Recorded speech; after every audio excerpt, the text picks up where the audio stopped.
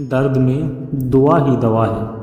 आशा करता हूँ सत्संगत जी निरंकार की कृपा से आप सभी अच्छे होंगे, स्वस्थ होंगे।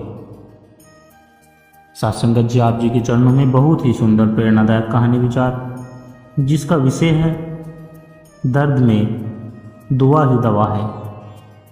तो आइए सत्संगत जी जानते हैं इस प्रेरणादायक कहानी के माध्यम से। सत्संगत जी कहते हैं इस संसार में ऐसा कोई नहीं जिसने कभी दर्द ना झेला हो। कोई शारीरिक पीड़ा से टूटा रहता है, कोई मानसिक संताप से तड़पता है, कोई अपनों की बेरुखी से आहत होता है तो कोई अपनों के बिछड़ने से टूट जाता है। दुख, तकलीफ और परेशानी यह जीवन का हिस्सा है, लेकिन इन सब से बड़ा सहारा है दुआ। दुआ में वो ताकत है सत्संगत जी जो बड़े से बड़ा रोग भी हर लेती है। वो जहर को भी अमृत बना देती है और दुखों की जंजीरों को तोड़ देती है। जब दवा काम न आए, डॉक्टर जवाब दे, रिश्तेदार साथ छोड़ दे, तब इंसान को सिर्फ दुआ ही बचा सकती है। सत्संगत जी आज की यह कहानी भी एक ऐसे व्यक्ति की यात्रा है जिसने अपनी ज़िंदगी में बड़े बड़े दर्द सहे, हार मानने की कगार पर पहुंच गया, लेकिन अंततः उसे समझ आया कि दर्द में ही असली दुआ है। दर्द में दुआ ही असली दवा है। सत्संगत जी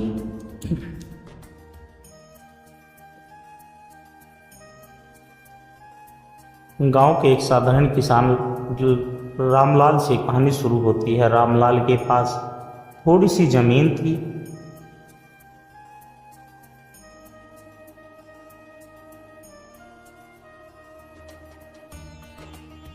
एक गाय थी, पत्नी सावित्री और एक बेटा मुकेश। रामलाल मेहनती इंसान था। सुबह सूरज उगने से पहले खेतों में जाता, शाम तक पसीना बहाता। लेकिन एक दिन अचानक उसकी तबीयत बिगड़ गई। खेतों में काम करते हुए वह गिर पड़ा। गांव के वैद्य ने देखा और कहा रामलाल को बड़ा रोग लग गया। शहर के बड़े अस्पताल में ही इलाज संभव है। गरीब किसान कहाँ से लाता इतना पैसा, पर बेटे की पढ़ाई। पत्नी की आंखों में आंसू देखकर उसने गांव वालों से उधार लिया और शहर पहुंचा। शहर के अस्पताल में डॉक्टरों ने कहा रामलाल के शरीर में ट्यूमर है, इलाज महंगा भी है और लंबा भी है। रामलाल के पांव तले जमीन खिसक गई। पहले ही कर्ज में डूबा था, अब इलाज का खर्च कैसे उठाएगा। फिर भी पत्नी ने ढांढस बंधाया, कहा रामलाल भगवान सब ठीक करेगा, तुम चिंता मत करो। रामलाल ने इलाज शुरू करवाया। दवाइयाँ, इंजेक्शन, ऑपरेशन की तैयारी, सब कुछ हो रहा था, लेकिन उसकी हालत में सुधार नहीं था। पैसे भी खत्म होने लगे, बेटे की पढ़ाई छूट गई, घर गिरवी रखना पड़ा। एक दिन डॉक्टर ने साफ कह दिया अब दवाइयों से कोई फ़ायदा नहीं, आप चाहे तो मरीज को घर ले जा सकते हैं। ये सुनकर रामलाल की आंखों से आंसू बह निकले। सावित्री भी रो पड़ी, है भगवान अब क्या होगा। गांव लौटते वक्त दोनों बिल्कुल खामोश थे। रामलाल को हर पल लगता अब कुछ दिन का ही मेहमान हूँ।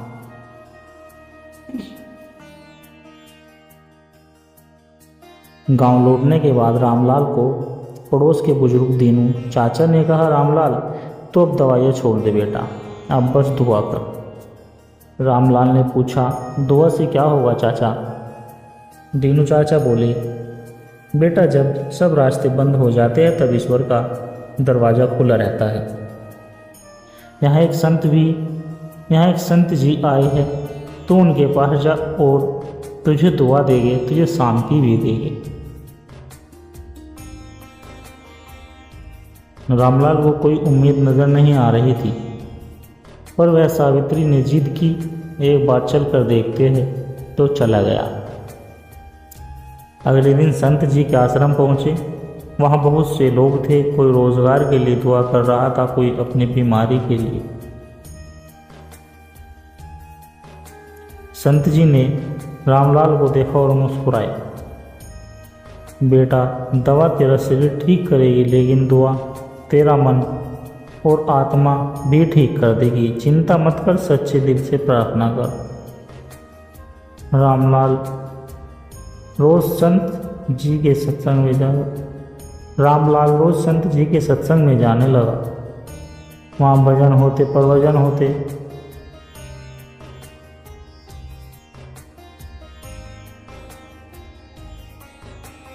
धीरे धीरे उसके दिल का डर कम होने लगा।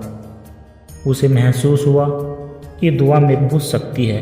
कुछ हफ्ते बाद रामलाल ने महसूस किया कि उसके शरीर में ताकत लौटने लगी। संत जी ने कहा, अब तू मन से कह, हे प्रभु तू ही दवा, तू ही दुआ, बस भरोसा रख। रामलाल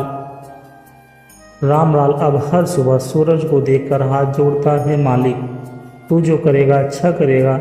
मेरी तकलीफ जानता है, तू मेरी तकलीफ जानता है।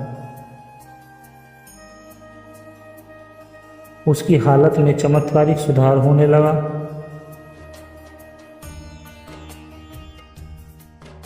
उसकी हालत में चमत्कारिक सुधार होने लगा। डॉक्टरों ने भी जांच ही, सब चौंक गए और बोले, यह तो चमत्कार है, यह तो चमत्कार है, ऐसी रिकवरी बहुत कम होती है। रामलाल धीरे धीरे ठीक हो गया। रामलाल धीरे धीरे ठीक हो गया। गांव लौटकर फिर से खेतों में जाने लगा। उसने गांव वालों को अपनी कहानी सुनाई। भाइयों, दर्द में दुआ ही असली दवा है। जब डॉक्टरों ने हार मान ली, तब मेरे प्रभु ने मुझे जीवन दान दी।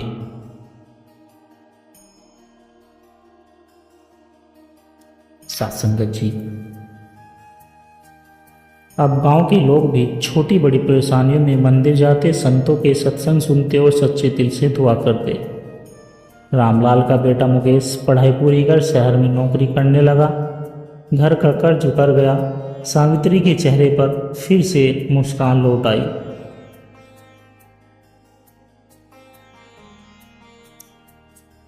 सत्संगत जी,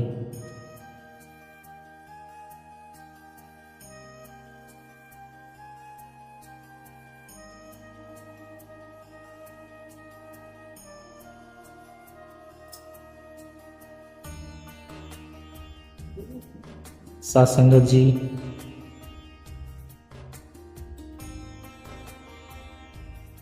कहानी शुरू होती है शहर के कोने में रहने वाली सुजाता से। सुजाता एक स्कूल में काम करती थी। टीचर नहीं थी, बल्कि बच्चों को खाना बांटने का काम करती थी। उसका पति कुछ साल पहले एक्सीडेंट में गुजर चुका था। एक बेटा था जिसका नाम नीलेश, तभी उसकी दुनिया थी। नीलेश बहुत होशियार बच्चा था। सुजाता ने कितनी ही मुश्किलें झेलकर उसे पढ़ाया। स्कूल से लौटकर दूसरे घरों में झाड़ू पोछा करती ताकि बेटे को किताब कॉपी मिल सके। पर भगवान ने उस पर एक और कहर ढा दिया। नरेश को एक दिन स्कूल से लौटते हुए चक्कर आए। वो बेहोश होकर गिर पड़ा। डॉक्टरों ने जांच की। नीलेश को खून की गंभीर बीमारी थी। इलाज महंगा था, बार बार खून चढ़ाना पड़ता। सुजाता के पास न पैसे थे न रिश्तेदारों का सहारा। सुजाता हर जगह मदद के लिए गई, सरकारी अस्पतालों के चक्कर लगाए। कुछ एनजीओ से मदद मिली, लेकिन बहुत कम। उसके पास अब कुछ नहीं बचा था। कभी स्कूल से छुट्टी लेकर अस्पताल भागती, कभी किसी के दरवाजे पर मदद की गुहार लगाती।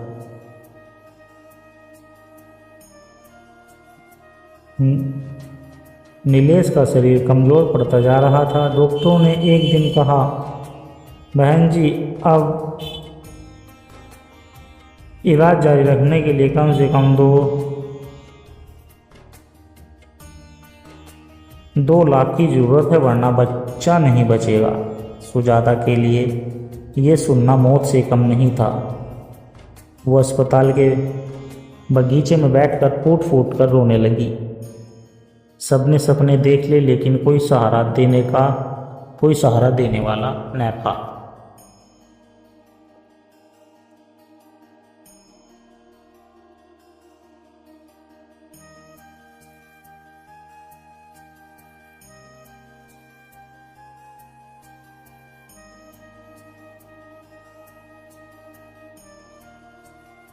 एक दिन जब सुजाता रो रही थी, वहीं पास बैठे एक बूढ़ी औरत ने उसे देखा और कहा। वो चुपचाप उसके पास आई, उसके कंधे पर हाथ रखा और बोली, बेटी तू इतनी दुखी क्यों है? दुआ कर बेटी, दुआ, भगवान सब ठीक करेंगे। सुजाता ने कहा, अम्मा दुआ से भूख मिटती है क्या? दुआ से मेरे बेटे को खून मिलेगा क्या? बूढ़ी अम्मा मुस्कुराई और बोली, हाँ बेटी, जब कोई नहीं देता तो वही देता है। तू देख लेना, तू भी अपने मन का बोझ उसे दे दे, वो सुनेगा जरूर। सुजाता को यह उस वक्त बात समझ नहीं, लेकिन कहीं दिल में थोड़ी शांति जरूर मिल गई।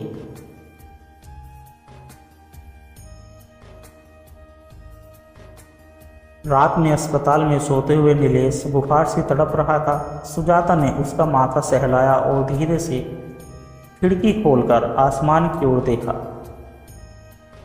उसने आंसू भरी आंखों से कहा, हे भगवान, अब मैं थक गई हूँ, तू ही कर दे कुछ। ये बच्चा तेरा ही है, इसे बचा ले। मुझे कुछ नहीं चाहिए, बस मेरा बच्चा ठीक कर दे। उस रात सुजाता को नींद में सपना आया। एक उजाला सा फैल रहा था और कोई आवाज़ देकर कह रही थी, दुआ कर बेटी, तेरा दर्द मैं जानता हूँ, भरोसा रख। सुजाता ने सुबह नीलेश के माथे पर हाथ रखा तो उसका बुखार थोड़ा कम था। डॉक्टर भी थोड़े आश्चर्य में थे। सुजाता को जैसे अब थोड़ा विश्वास होने लगा था, दुआ वाकई काम कर रही है। अब सुजाता रोज़ अस्पताल की खिड़की से भगवान से बात करती। धीरे धीरे उसकी बातें सुनकर अस्पताल के दूसरे मरीजों के रिश्तेदार भी उसके पास आकर बैठने लगे। उसे देखकर लोग कहते, बहन जी आप में कितनी हिम्मत है। सुजाता कहती, मेरे पास सब अब दुआ है, बस वही दवा है। इसी दौरान उस अस्पताल में एक बड़ा उद्योगपति भी भर्ती हुआ। उसके बेटे ने सुजाता को रोते हुए देखा। उसने चुपचाप डॉक्टर से सुजाता और नीलेश के बारे में सब पता किया। वो व्यक्ति अगले दिन सुजाता के पास आया और बोला, माता जी आप चिंता मत कीजिए, अब नीलेश का सारा इलाज मैं करवाऊंगा। सुजाता ने उसके पैर पकड़ लिए। आप कौन हो बाबूजी, आप क्यों करोगे? उसने बस इतना कहा, आपकी दुआ ने भगवान को मुझे भेजा। सुजाता की आंखों से आंसू बह निकले। नीलेश को बड़े अस्पताल में भर्ती कराया गया। नई दवाइयाँ, अच्छे डॉक्टर और सही देखभाल। कुछ महीनों बाद नीलेश बिल्कुल स्वस्थ हो गया। डॉक्टर भी बोले, ये किसी चमत्कार से कम नहीं, जो बीमारी जान ले लेती है वो पूरी तरह ठीक हो गई। सुजाता अब हर दिन उस अस्पताल की खिड़की से नहीं, मंदिर में जाकर भगवान को धन्यवाद देती। उसने जाना, जब तक इंसान के पास सांस है तब तक दुआ से बढ़कर कोई दवा नहीं। नीलेश फिर से स्कूल जाने लगा। अब वो पढ़ाई के साथ साथ अस्पताल में भर्ती बच्चों को पढ़ाने लगा। उसने माँ से कहा, माँ जब मैं बड़ा आदमी बनूंगा तो गरीबों का इलाज मुफ्त कराऊंगा, जैसे हमारे लिए भगवान ने कोई भेज दिया।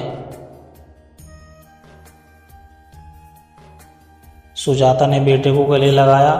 उसने आसमान की ओर देखा और कहा, हे मालिक, तू है तो दुनिया में सब मुमकिन है। दर्द में तेरी दुआ ही सबसे बड़ी दवा है।